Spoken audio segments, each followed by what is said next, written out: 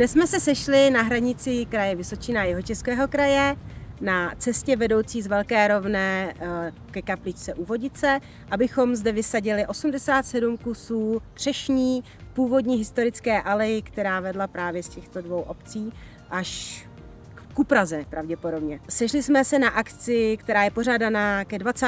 výročí založení ČSOP Pacov. Pozvali jsme partnery, kteří s námi spolupracují, aby s námi vysadili právě tuto alej. Jedná se o Mas Via Rustica, Mas Krajina srdce, protože jsme vlastně na hranici dvou krajů, takže se stýkáme na hranici dvou masek.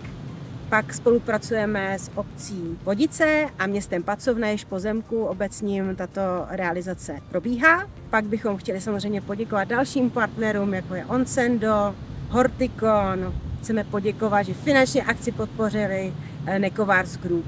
Proběhla tedy spolupráce těchto neziskovek. Byli bychom rádi, kdybychom v těchto podobných akcích pokračovali i nadále.